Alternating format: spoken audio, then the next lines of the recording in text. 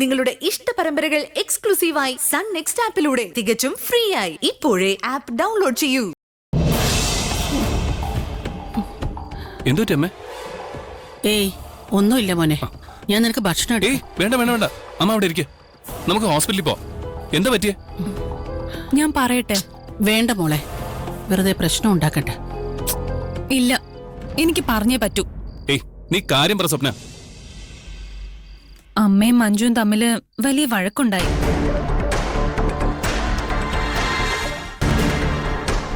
അവള് സ്റ്റേഷനിലുണ്ടാക്കിയ പായസമായി വീട്ടിലേക്ക് വന്നു. എന്നിട്ട് അമ്മയോട് കഴിക്കാൻ പറഞ്ഞു. അമ്മയ്ക്ക് ഷുഗർ ഉള്ളതുകൊണ്ട് വേണ്ടെന്നും പറഞ്ഞു. എന്നിട്ടും അവള് വല്ലാതെ നിർബന്ധിച്ചപ്പോ എനിക്ക് സംശയം തോന്നി.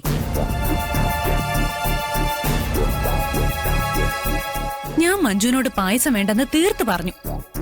അപ്പൊ അവക്ക് ദേഷ്യം വന്നു. അവള് ആ പാത്രം എടുത്ത് നിലത്തൊരൊറ്റ ഏറായിരുന്നു. അത് അമ്മയുടെ കാലില് കൊണ്ടു. സാരമില്ല മോനെ, അവൾക്ക് അറിയാതെ പറ്റിയതാവും.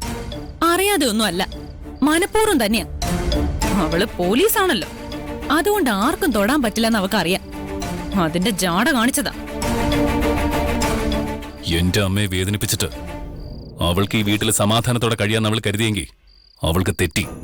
മോനെ, ഈ പ്രശ്നത്തിനൊന്നും പോകണ്ട. എനിക്ക് പറ്റാനുള്ളത് പറ്റി, ഞാനത് വിട്ടുകളഞ്ഞോളാം. എനിക്കത് വിട്ടുകളയാൻ പറ്റില്ല.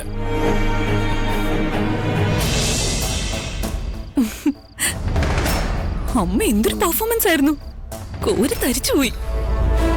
എന്റെ മോനെ, എന്ത് പറഞ്ഞാലാണ് ദേഷ്യം വരുന്നതെന്ന് എനിക്ക് നന്നായിട്ടറിയാം.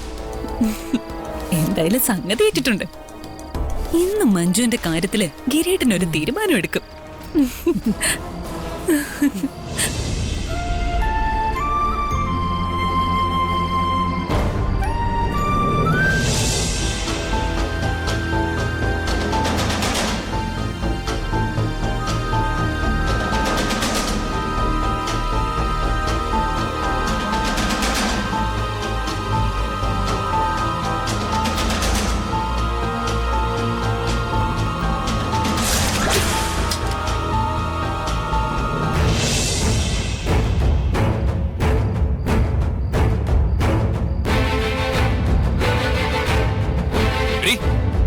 എന്റെ ജീവിതത്തിൽ ഞാൻ ഏറ്റവും കൂടുതൽ ബഹുമാനിക്കുന്ന 2 പേരേ ഉള്ളൂ.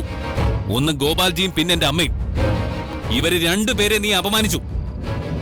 ഞാൻ പ്രതികരിക്കില്ല എന്ന് വിചാരിച്ചിട്ടാണോ നീ ധൈര്യമൊക്കെ കാണിക്കുന്നത്? വേണ്ട വേണ്ട എന്ന് വിചാരിച്ച് ക്ഷമിക്കുന്നോറും നീ എന്റെ തലേ കയറി നിരങ്ങരുത്. ഞാൻ മനഃപൂർവ്വം അല്ല ഒന്നും ചെയ്തത്. ഈ ന്യായം വിശ്വസിക്കുന്ന മണ്ടന്മാര് നിന്റെ ഡിപ്പാർട്ട്മെന്റിൽ ഉണ്ടാവും. എന്റെ വീട്ടിൽ അങ്ങനെ ആരുമില്ല. നീ കരുതി കൂട്ടി തന്നെയാ ഗോപാൽജി അപമാനിച്ചത്. ഇന്ന് നീ എന്റെ അമ്മയോട് ചെയ്തതും നിന്റെ മനസ്സിൽ പകയുള്ളതുകൊണ്ട് തന്നെയാ. ഞാൻ ജീവനോടെ ഇരിക്കുമ്പോ എന്റെ അമ്മയെ ഒരാളും വേദനിപ്പിക്കാൻ ധൈര്യം കാണിക്കില്ലെന്നാ ഞാൻ കരുതിയിരുന്നത്. നീ ആ ധാരണ തെറ്റിച്ചു. നീ കൊണ്ടുവന്ന പായസം കഴിച്ചില്ലെങ്കിൽ നീ എന്റെ അമ്മയെ ഉപദ്രവിക്കലടി. ഞാൻ അമ്മയെ ഉപദ്രവിച്ചെന്നോ?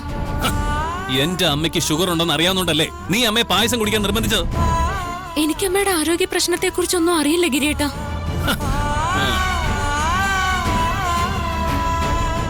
ഞാൻ പായസം കുടിക്കാൻ അമ്മയെ നിർബന്ധിച്ചിട്ടില്ല. അമ്മ തന്നെയാ ഞാൻ കൊണ്ടുവന്ന പായസം തട്ടിക്കളഞ്ഞത്.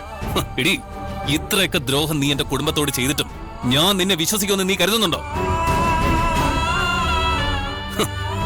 നിന്റെ അച്ഛനെ പോലെ ആയിരിക്കില്ല നീയെന്ന് ഒരു നിമിഷം ഞാൻ ചിന്തിച്ചു. എനിക്ക് തെറ്റുപറ്റി.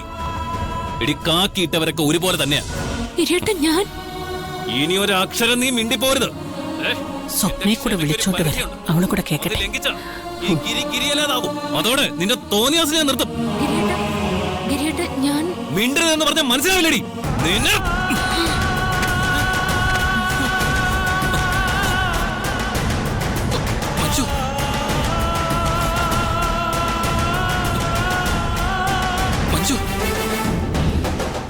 മഞ്ജു, എന്താ പറ്റിയത്?